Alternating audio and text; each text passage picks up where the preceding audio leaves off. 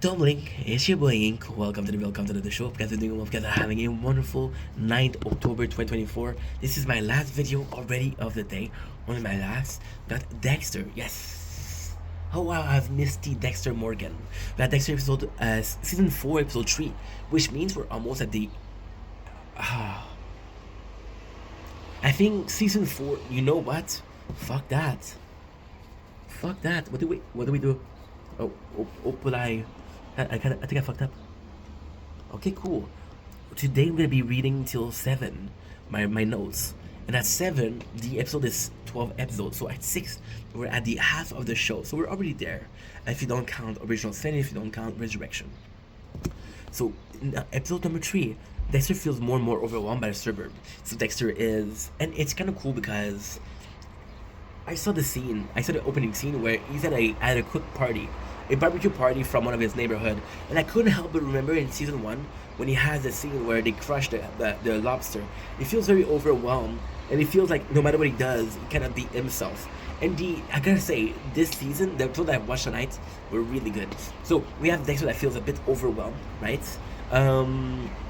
He has the watch and he has to partake in the watch. The watch being at night, and if you get caught always going out, then Rita is gonna know. And that's the cool thing with Dexter. Dexter doesn't care about those people. Dexter doesn't care about those people, but he cares about Rita. And if he doesn't want to hurt Rita. So if he can avoid hurting Rita, which means playing nice with the neighbors, he's gonna do it, right? Yeah, there's a neighborhood vandal, and it's cool because we're seeing Papa Dexter. We're really seeing Papa Dexter. So the whole reason why he wants to go against the Vandal, the whole reason why he wants to push so hard against the Vandal, is because there's this character, which is kind of like an older teenager who he knows that Aster has a crush on him and he's a bad influence. So it's like, no, you're not gonna get close to Aster. I'll make sure of it. Gonna kill the kid because he's a kid. So we'll do it what we can, right? We have a really cool moment. We realize that the Vandal was the father of that kid, and we realize why. He doesn't have a wife. He lost his job. He's gonna have to sell the house, and his whole purpose for breaking thing and vandalizing thing was because he felt like an outsider. He didn't feel like he belonged, which is exactly how Dexter feels. So that's super important. That is super cool. Because he broke, he doesn't belong. Got a nice bond with Lundy. Nice. We get the couple of talk between Lundy and Dexter. I know I'm switching a lot, but this is the way I do my recap. If you're not happy, there's other recap out there. We got Lundy and Dexter, and they're weirdly similar. So you see,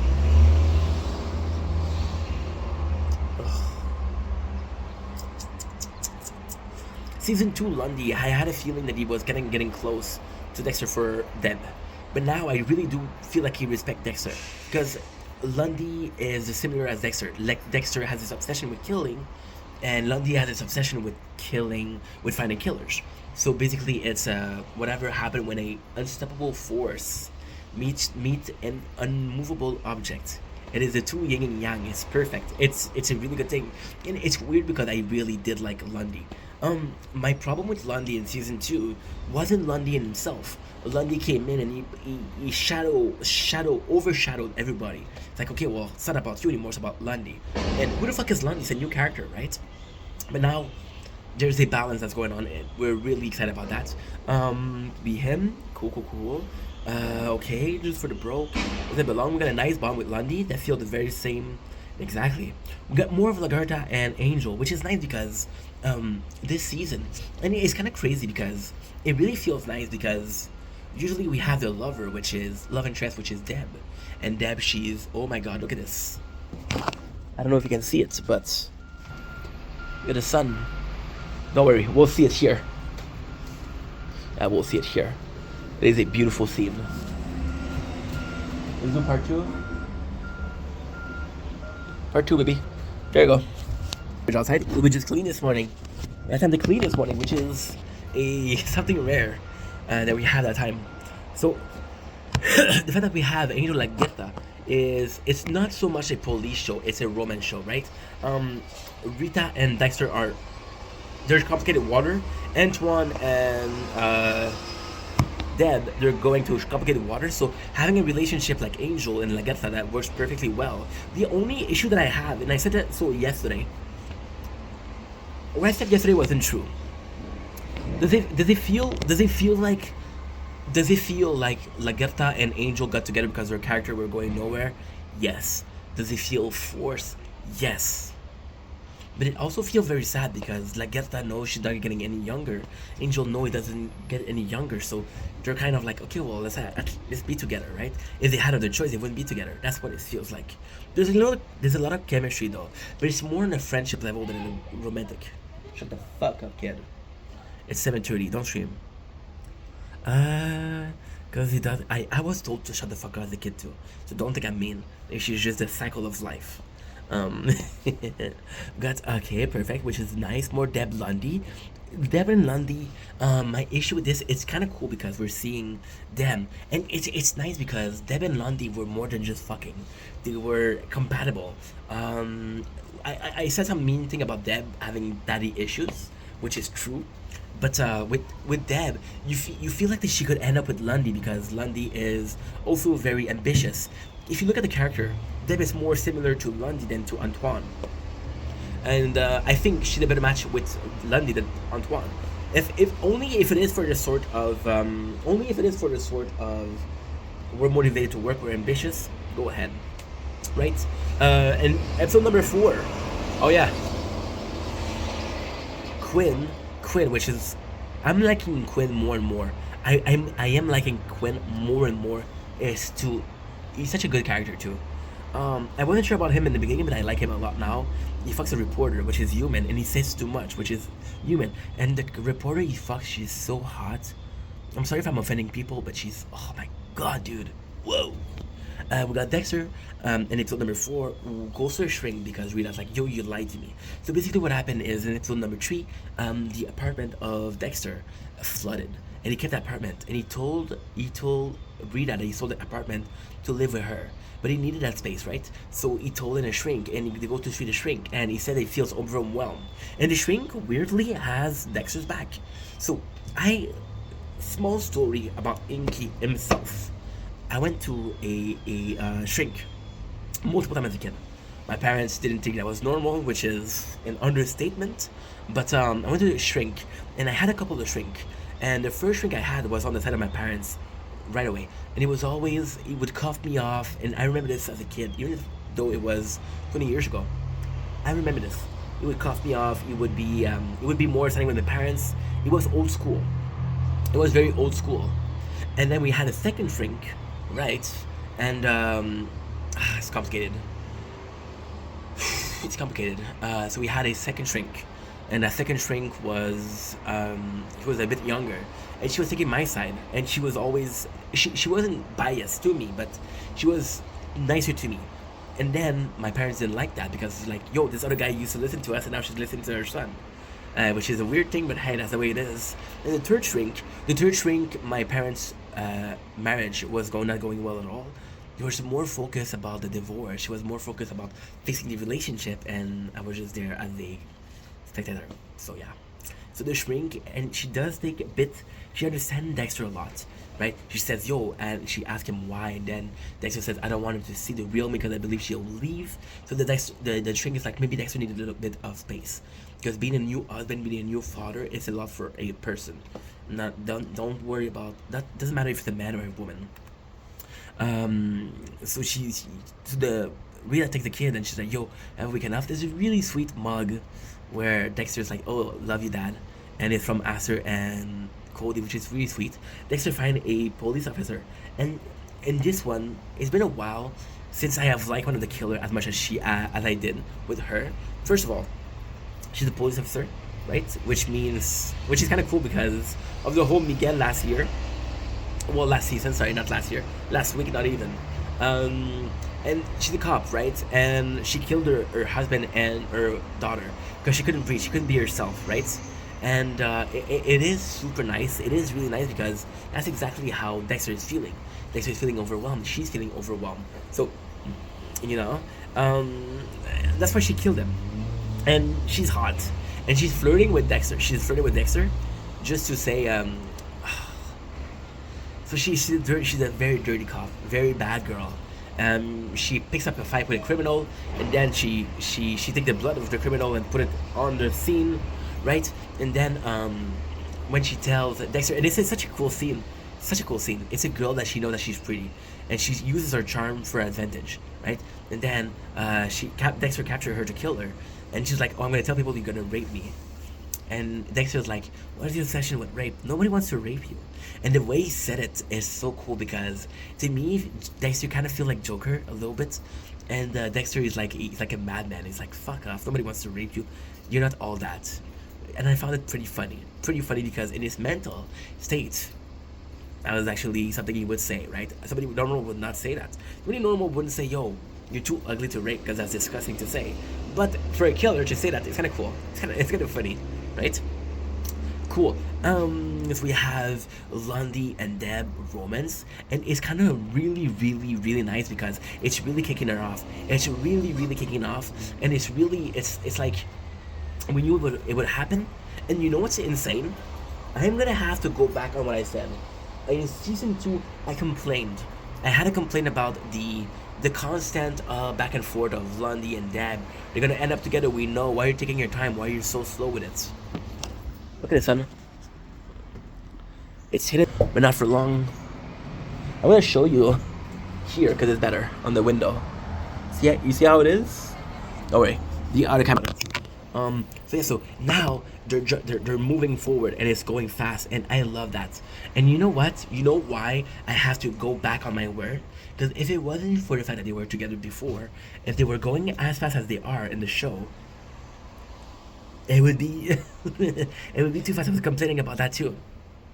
So yeah, so Antoine, he doesn't like it. Antoine is like, "Yo, fuck that. I'm not gonna be that." And even though she tells her, "Yo, yo, I'm not gonna take it." Anton, even he said, he has nothing to worry about. Anton worries, which if a girl's, how many times I've a dude, look at the sun, this is beautiful, dude. What a nice sunrise at 7:45, baby. We're gonna have to go soon to do some grocery shopping. So we have the classic scene where, how many times did a girl tell you, or dude tell you, "Don't worry about her, she's just a friend"? No, we're fucking. That's what we're going on here. Quinn break up with the reporter because she basically took his. Quinn, he fucked the reporter and she said too much, and then she said it and she's like, "Oh, I'm very sorry," but the reporter, she's hot though. Like I would let her wreck my life. I don't care. I don't fucking care. I don't give a fuck.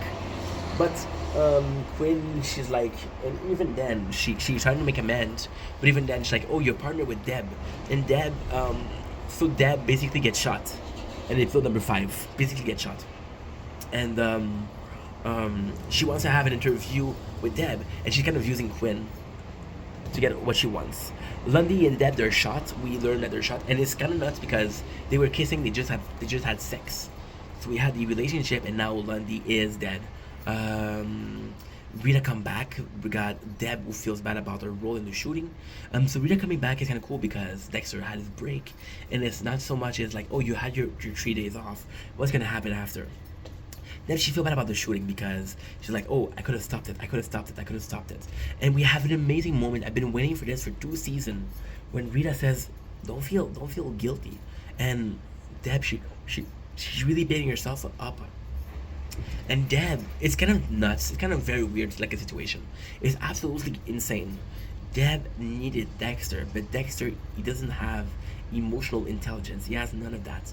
So the fact that Rita was there, however, she had the emotional intelligence to be there when Debbie needed more.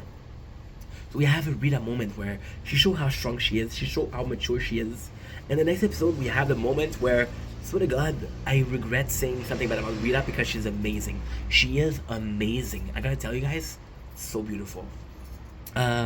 God, Rita acts like a strong woman. We know, we finally find out who was the Trinity killer. We have a confirmation, right? And it's kind of cool because now, see, an episode in season 1, right? It was nuts. We had the Code of Harry. The Code of Harry was something that Dexter believed in. In season 2, well, the Code of Harry doesn't really work anymore. It doesn't really work. I don't know how it would work. Harry killed himself. so the code just becomes invalid, which I don't believe. I don't understand why they did that. But Harry in a season 3 came back as Harry in season 3, which is the father of Dexter, came back as the, oh my god, it's so good. I love Dexter. Um, Harry came back as the typical, mythical angel and devil. So we got the angel and we got the devil on your shoulder, and you're like, well, what am I supposed to do here? Should I listen to the angel? Should I listen to the devil? But in this case, Harry is going against Dexter, and it just shows that Dexter trusts Harry still, and Harry is in the voice of reason, but Harry is another voice. So we know the Trinity Killer, and kind of cool because the Trinity Killer has been he's been doing this for so long, and Dexter want to do it his whole life. So Dexter has this sense of, I should copy him, I should emulate him. If somebody can teach me about killing, it's him. And you saw multiple time in the show. You saw multiple time Dexter trying to understand the killer, trying to ask them for advice. So this could be the ultimate killer that Dexter needed to learn more and more and more. Yeah, there's admiration, almost as a mentor, almost as a mentor. You see the weird acting, and it's really cool. However, the Trinity Killer does seem a bit unstable. He does seem a bit unstable. When we have the killer, we thought we shot Lundy. She goes in jail. Debbie, she goes overboard, which means she's going into the wrong path. She's going to the path of vengeance, and it's annoying because you're like, no, Debbie, better than that. But it's also superhuman because it shows that she really liked Lundy. She really liked him. And then Deb, I'm being rude with Deb, but then again, you have to remember that in season 1 she fell in love. She was about to marry a fucking killer, and yeah. But the whole episode, the number 6 is the whole episode about Dexter following the code to understand Trinity. So, for example, he follows him in his place. You learn about his family. He learns about his work. He gets close to the killer, becomes his friend. But the Trinity Killer, and it's kind of nice because Dexter has this almost amazing sense of doing things. When it's a killer that he doesn't care about, he'll kill him the same day. When it's a killer that he can learn about, he'll let him live. For example, I'm convinced that if we found the ice truck killer, in episode number 3 of season 1, Dexter would not kill them, right? They were playing. He wants to play. And season 4 so far is really good. Season 3 was really good. Season 2 was okay. But so far, it's such an amazing show. We have finally some Matsuka. And it's weird. Matsuka is such a complex character, and Dexter. So in the first season, he is one way. The second season is another way. And the third season is another way. Matsuka is the comedy clown of this. Like I said yesterday, every single police show they have this weird guy, and Matsuka has this weird character. But Matsuka is in a position where he doesn't know how to be weird, so he has to be the comedian.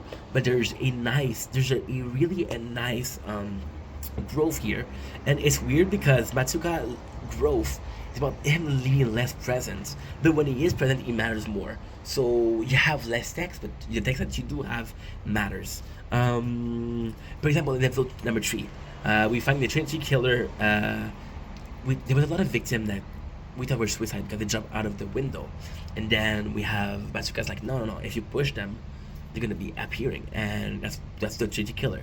Trinity Killer because he's always doing 3 kills, and the Trinity Killer is because he's The Trinity Killer does a 3 same kill. That's why he's the Trinity Killer. And the crazy thing in episode number 5 that I didn't say, that I should have said, is Dexter follows Trinity Killer at home, and then there's this huge reveal. Trinity is a father. Trinity has a family. So everything that Dexter is going through right now, being a new father, having this new family, being married, Trinity Killer has been doing it for years and years and years, and is successful, right? We have more of Deb Morning. Deb Morning is super sad because she's wondering.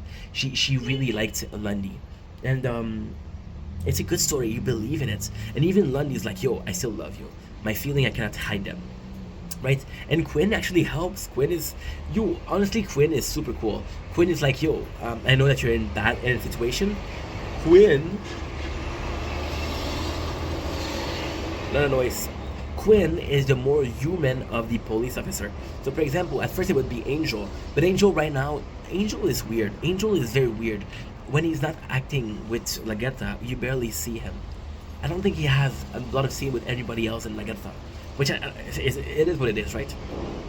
And then we have the because of Lundy being killed, because of Deb being in jail. There's higher hops that we saw in season one. It's weird. You keep on thinking elements from season one. In my opinion, season one was the best. So he's like, oh, yo, you and Angel cannot be together to Lagerta, and then it becomes a forbidden love, which is kind of cool because they still like each other. However, I'll be completely honest. The fact that it's forbidden love, I like. The fact that I don't really buy the chemistry, the romantic chemistry. Is there chemistry between Angel and Lagerta? Absolutely. Is there a romantic chemistry? Is it something we see through the scene? No. I don't buy it. I'm sorry. Maybe I'm an asshole. Maybe I'm an asshole. That's my belief. And if you have to respect my belief, guys. This is again my video. Episode 7, which is the last of the day. We got the best damn episode so far, right? We got, oh my god. I'm gonna go with Rita and Dexter because I cannot wait. We got more of counseling of Rita and Dexter, and he's in a good spot. He's in a really, really good spot, and she builds him a shed in the back, in the garden. And that shed is his place for being alone. His shed is the place that Dexter needed, and that's what I've been asking. That's what I've been begging for yesterday. Not even 24 hours ago. I was begging for that. I was begging for. I don't want it to Rita and Dexter fight. I didn't want them to be in perfect harmony. I didn't want them to fight, do the compromise. So Rita, she built a shed, and it's so fucking cool because, oh my god, it's so good. It is so good. You got Dexter in the background, and this scene, I swear to God, if I wasn't that strong of a man, I would have cried. You're seeing Cody and Aster playing.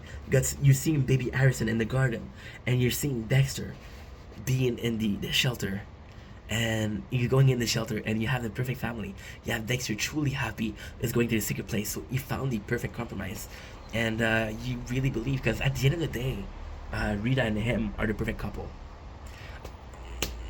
Which brings me back to season 2, where I did say that Lilac understood more.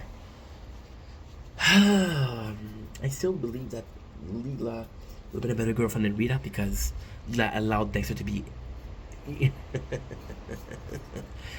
Lila would have been a better girlfriend to Dexter because she allowed Dexter to be himself. However, Rita is making an effort for accepting Dexter the way he is. And to me, somebody that makes an effort is always going to be more valuable or more noble, or yeah, it's better than just, oh well, that's the way he is, fuck it, I'm just gonna deal with it, right? We have a solid compromise. We got Dexter acting like a father to Cody. So to get more space, okay, so before he gets a shelter, he I think I said I love Dexter at least 12 times today. I'm gonna put it in a last one. Dexter, talking to Trinity Killer, understood what he was doing. He's like, yo, you have a wife and a kid. And doesn't ask it like that, but that's what he means. How do you do it? And he's like, yo, well, my son is doing this, my son is doing that. My daughter, she's doing this, my daughter, she's doing that. They're very busy. So what does Dexter do? Dexter buy a guitar to Aster so she can learn the guitar, and he buy a school thing for Cody. They're gonna go to the scouts, which is making them busy. Now, Cody has to go to the scout, and it's such a beautiful moment. I'm in love with the Dexter show, and it's so good. I'm sorry, but it is so good. Dexter is in a position where he has to kill, but it's like the Rita's like, no. You have to be there for Cody, and he chooses Cody over killing, and he's like a father, and it is so freaking cool. It is so freaking cool because you got Dexter telling horror story, you got Dexter cooking with Cody. It's really a sweet moment. It makes Dexter seem like a normal dad, a normal loving dad, and that's what we need. I love Dexter Killer. I love the killer. I love Dexter who's smart, who's able to talk shit to people. I love Dexter who is conniving, who is manipulating or planning shit behind. I love the dark Dexter. But we're having in this season, we're having a new Dexter, which is Papa Dexter. And I gotta say, I love Papa Dexter. I don't know if I like him more than the killer, but I do like Papa Dexter. Good more the Trinity Killer. The Trinity Killer, it's that's my issue with this season right now. It's really good. It's really important, and we understand how important Trinity Killer is for Dexter. But it's slow build up, and every single season there's an element of the plot that is slow build up. The build up with the Trinity Killer is slow, but then you can say, well, Dexter is kind of learning from him, and it makes sense. But you got possibly the biggest killer in the history of the show, and he is more boring than what was the name of the brother of Dexter? I forgot. Sorry, bro. And yeah, that was he's more boring. But then again, he's been doing it for more. And ultimately, the Trinity Killer is supposed to be interesting because it's a picture perfect of what Dexter could be. That's just it. And we had another killer, and it's a sick man. He does some painting, and he's literally hurting his